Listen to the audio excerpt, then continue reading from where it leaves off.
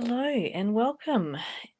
It is day 2 of our Crochet Beginners Bootcamp, and I am Siona, your crochet mentor. I hope that you are all well, and I hope that you've been practicing your stitches from day 1. I'd love to know how you got on. If you pop in the replay, let me know. If you're here live now, then let me know how you've gone. Did you practice the stitches? Did you find them easy? Did you find them hard? Are you comfortable with a hook? Have you tried them all or just tried some? I would love to know. I'm just getting some things up on my computer as well. So today we are talking about the rounds. So rounds is one of the themes in the Hooked on Crochet Club. And it is what we use to make squares, what we use to make baskets, hats. Though hats you can also make. So this one, I know it's a bit close, apologies. This one was made with the band first and then worked up. Whereas this one and most of my hats I make from the top down. I never wove in that end, that's bad of me. Hello, Chantel. All right, so a few things we're going to cover today. So we'll cover how you get started when you're working in the round, increasing and decreasing, some troubleshooting, and I'll also explain how you read a charted pattern that is in the rounds as well, because you'll read one that's in the rounds different to one that you read in the rows. So overall, it's still a lot of it is the same. All right, so beginning, there's 2 ways you can start when you're going to start working in the rounds. Now, the simplest way and the way that I will most often use is, so I use it for all my squares. So you just create a slip knot. You're going to chain 4 usually, or make a chain of any size really, but I generally do chain 4 because that gives enough room to fit the stitches in without being too squishy. I wouldn't go any smaller than a chain 3, but generally a chain 4. You can go bigger, but you will be more likely to have a gap. You're then going to slip stitch into the first chain you made. So if I've done a chain 4, it's the 4th chain from your hook. You're just going to slip stitch in that. So your slip stitch is just insert your hook, yarn over and pull that loop through, and then pull that loop through again. So I think of the slip stitch as either a joining stitch or your traveling stitch. It helps you get from one place to another. I'm just going to adjust my camera slightly. I didn't put it in the right spot. Then when you start working the round, so if we start with a chain 2 for this one, when you're then going to work into the middle of the ring. So you're not going to work into the chain, you're going to work into the circle or the little, it's a bit hard to find with the first stitch. So just make sure that you're working, you've got room to move your hook around, and you'll just start working your stitches into the ring, and you'll find that as you put more stitches in, it will become a little bit more open. Okay, so you can see there kind of that I'm working into that ring. Now the other way is to use a magic circle. Now I love the magic circle, especially when I was first starting out, because it made things more closed. Though if you aren't confident with your method of weaving in the ends, or if you're creating squares that are going to be used on a blanket or something that's going to be hard wearing, as in you're going to wash it a lot, you're going to move it around a lot,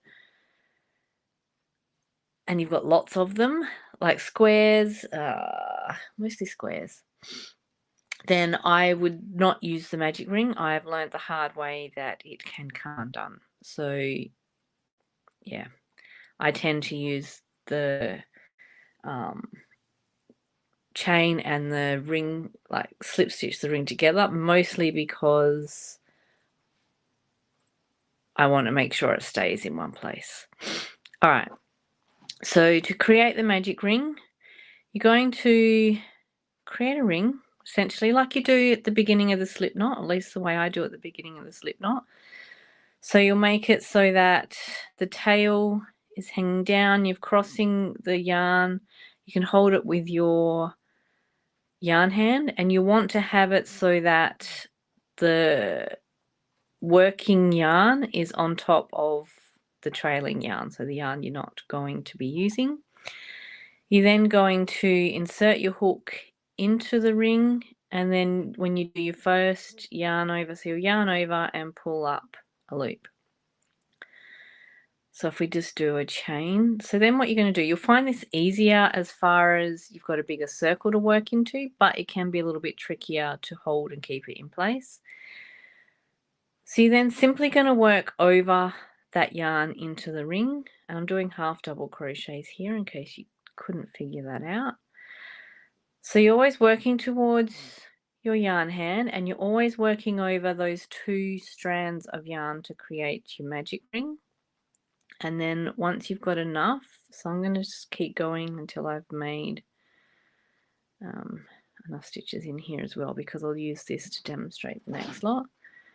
I've got noisy rabbits outside my window. Okay, so you can always pull that tail if you want to make that loop a bit smaller, which you'll do at the end. What have I got here? I haven't really counted. All right. I want to make sure I've got enough for what we do next. 1, 2, 3, 4, 5, 6, 7, 8-ish. Okay. So then once you've got these stitches into the ring, you would simply pull that ring closed. So you can see just by pulling that tail, the tail gets longer. And you'll want a long tail as well for sewing in those ends, just to be doubly sure that they don't go anywhere. That was my other mistake when I've done that in the past on blankets, and I've had all my blankets unravel, which is a shame for all the hard work. Okay, so then you would just slip stitch to that first stitch to close the ring. Okay, so hopefully you got that with the magic circle. Now, when we're talking rounds, your increases and decreases are going to be extremely important for keeping things flat. So a general rule, when you're working just in a plain circle, you will increase each round with the number of stitches that you began with. So if this one, I think I had 8. Just do another quick 1, 2, 3, 4, 5. Close enough to 8. Which means, so if I have 8, then every round needs to increase by 8, and you want to do it evenly around the edge. So you don't want to do all 8 increases and then be stuck with it on one side, unless you're going for something that you need it to be flat on one side and curled up on the other. So when you're working in the round, when you keep that number, so if you look at a basket, we've got the base of the basket, we've been working in the round and we're keeping it flat, and then when we stop, when we're working the round increasing, we're keeping it flat. When we stop increasing is when it starts to create the edge, and same with the beanie or a hat. When you stop increasing is when it starts to get smaller, because the stitches have nowhere to go. They're not spreading out to create more space. And with your squares, which we've got here, you're still working in the round, but you're essentially working in rows and rounds. So the corners is where you'll do your increasing. So you've just got to make sure you've got enough stitches in the corner to keep expanding it out and keep it flat. It's a grubby looking square. All right, so generally, so if we're doing 2 in every stitch, so if I just begin, I'll just continue doing half double crochet so it's quicker. So I'll do 2 stitches for the first one. Okay, so that would count as a stitch. And then, so your second round, if you're going to increase by the same number, then the second round by default just means you have 2 in every stitch. So that means instead of the 1, you've got the 2, obviously. So an increase, generally, if you're reading amigurumi patterns, they don't always tell you what an increase is, but increase is usually 2 into 1 stitch. So 2 stitches into 1. And you can see that we've got then double. So we go from 8, if we started with 8, and up to 16. Okay. I'll just do all of this. So then when you get to round 3, and you can do it without counting, you would then go into every second stitch for your increase. So there's some little tricks that you can do to remind yourself so you don't have to count. So you can see that's laying flat because I've increased in every stitch. So that's laying flat. Sorry, I'm using the yarn from yesterday, so it's still in a bit of a bunch.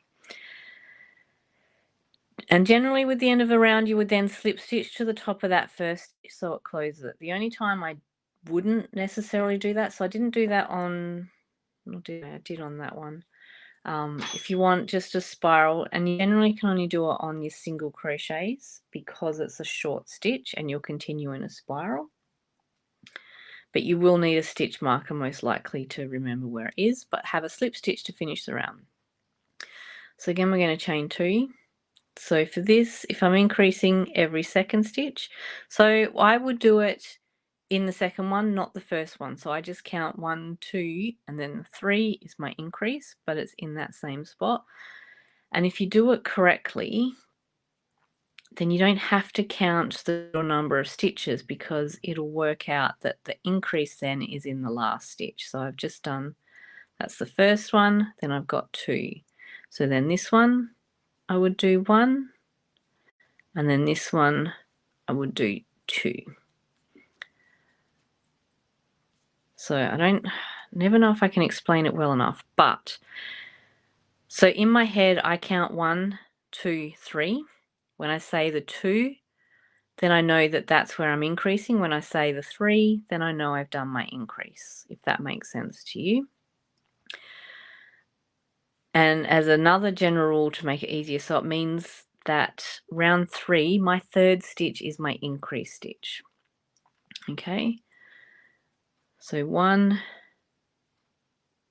2, and then increase. Who else have I got here? Oh, good. I'm glad I'm explaining well. Oh, sorry, got an itchy eye. Okay, so 1, 2, and this is how I get away with counting too high. So 3 is my increase stitch. Okay, so you continue that all the way around. So you can see that it is laying relatively flat. Now the yarn doesn't want to come out. So if I was, say if I stopped increasing on this round, what you would see happen is this side, so I'll just do 1 stitch into every one. You will see that this side will then start to curl up. Let me show you. Because it does, the stitches don't have the space to lay flat. So if you have a look, see this side? Get the yarn out of the way. I let it sit. So this side is where I've done the increasing. Maybe if I sit it on my hand so it's closer. And this side I stopped increasing. So you can see this side's laying flat and this side's starting to curl.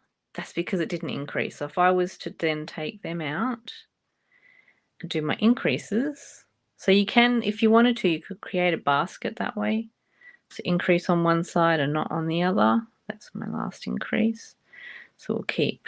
So if I do it with the increase this time, so 1, 3. So if I was on round 4, then I would be doing, I would know that the stitch number 4 is my increase. So I'd be going 1, 2, and then 3, and then 4 would be my increase. I'm still on round 3 though. And you just keep doing that as you go up. So that's just a easy, simple, I find it easy and simple anyway. And then I don't have to count quite so hard, because with hats, depending on the stitches and the size you're making, but generally you don't see it. Now I'm on my last stitch and that's where my last increase is. So I also know that I did my stitch count right. So you can see now it's all sitting flat because we increased on all of them, whereas previously we didn't. All right, so then you would slip stitch to the top of that stitch. That was my first one. Okay, so if we wanted to decrease, or when you stop decreasing, that is when it starts to curl. So as you saw, and that's when you get your basket. that's when you get your hats. So you can start, so you create a circle until it's big enough, and then when you stop, you get the brim and like you get the height of the hat going. So to decrease is when, so if we wanted to turn this into a ball instead, so if I start with 1, you'll also want to decrease evenly, unless you want it to be a lopsided circle, probably easier. So, and you want to do it evenly as well. So if we're on round, so consider it the same number of stitches as 3. So again, I would be doing a decrease on the 2nd and 3rd stitch. So I'm doing half double crochet, so that was silly. So you decrease, you're working 2 stitches to become 1. So when you insert your hook, you won't finish the stitch, and I apologize, I did a half double crochet, so that just makes it messy. I'll do a single crochet. It will be easier. No, I'll do double. Okay, so we've done a chain 3, so we'll do double crochet. So if I want to decrease these 2 stitches, I would do 2 double crochets together. So double crochet again is you yarn over and pull up a loop, and then you yarn over and pull through 2. Now to finish the stitch, I would pull through those 2, but I want to work 2 stitches together. So I'm not going to finish the stitch. So whatever your last step is for the stitch, just don't do that. Hold on to it. So then I would yarn over, and then I would insert my hook into the next stitch. And then I would start it, so yarn over and pull through 2. And then I know that I'm decreasing with 2 stitches, so when I've got 3 loops on my hook, I know I've got the 2. And then I would yarn over and pull through. Okay, so then I've turned 2 stitches into 1. So then if I did a double crochet in this one, and then I would decrease the next ones. So I would do part of my stitch, and then I would insert it into the next stitch and do part of my stitch, and then when I yarn over and pull through, I've got 1 stitch. So if you count the top of those, 1, 2, 3, instead of the 6 that I had. Okay, so you would do that all the way around as evenly as possible, and then that will end up into a circle. And you would just keep decreasing evenly. If you're making a ball, then you would just keep decreasing evenly until you get to no more stitches left, essentially, or you get a couple and then you can just sew it closed. Okay, so that should cover increasing and decreasing, hopefully. Now, troubleshooting. So the most common things you'll see is, and we've kind of already covered it, but if it starts to ruffle, so you can see, I've got a couple of things here. Sorry, it's a bit grubby. I use this is a coaster. So this one's laying flat, so that one's okay. This one had started to ruffle, and this one I've got. So these started out the same, but I've had to adjust because this one, as I was doing more increases, it was getting more ruffled. So I had to change what my pattern design was. This is curling up a little bit at the edge, but that's mostly because I went round and added single crochet. But mild ruffling like this, you can end up just blocking. So if I blocked this, it would lay flat and I'd be okay with this.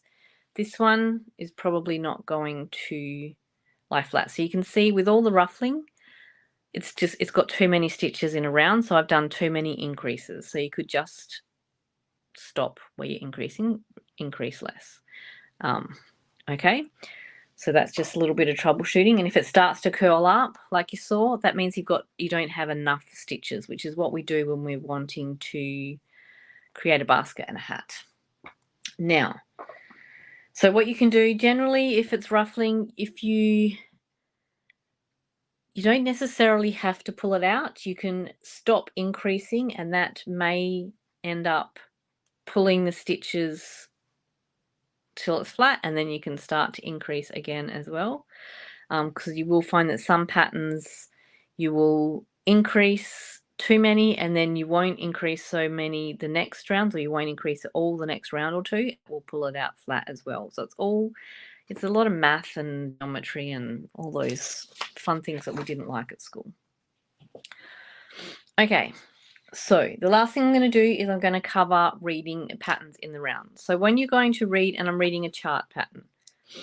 So you can see I've got your basic granny square here, and you can even use this later to practice if you wanted to. I'm just going to fold this in half so you can see the pattern. Try not to have the light shining on it. Okay, so you can see this is just a written picture essentially of the granny square. So if you look closely, and as you get more familiar with the stitches will become more clear to you. So when you're first looking at it, when you're first starting out, it might seem like a bit of gobbledygook. But so I've devised these little pictures essentially of the stitch symbols so it becomes easier to recognize. So I use these in the Hooked on Crochet Club. So you've got your slip stitch, so the abbreviation with the symbol, and if you look on the pattern, let me get a little closer, you've got the little black dots, so they're your slip stitches. Your chain, so the CH is your chain, which is the circle, so every circle represents one chain. And then this one we've got the double crochet, which is your UK treble, so the symbol's the same for the treble and the double crochet, UK treble that is, and your double crochet. So you've got the one line across the post of the stitch and then one at the top, so you can see all of that as well. All right, so when you are reading a pattern in the round, you're going to read it in the direction that you're making it with. So these are designed for right-handed. So if you are left-handed, easiest way is to put it up against a mirror and then read it from the mirror, so it's reading in the same direction that you're going to work in. You can try read it the other way. With simple ones like this, it will pretty much work, but you may have to read it the right way first. So this, I'm going to say, is working from your hook hand towards your yarn hand. So reading in the round, there was usually a number where the round starts. So you look for that and you know where you're starting. The other way to look for it is chains are normally there at the start, mostly because that will give you the height to start your stitches. So for this one, before we even get to round 1, we've got a chain 4 with a slip stitch to form the ring, which is what I showed you at the beginning of this lesson. Then you would have your chain 3, and then you've got 2 double crochet, and you'll be working into the ring. That part you generally know just by experience, but they do try to show you that they're working together into the ring, and just in the ring, not into the stitch. Okay, so then you would keep working your way around, so every single symbol represents one stitch, and I've got the granny square here as well, a grubby one, I apologize. So you can see, where's our chain 3?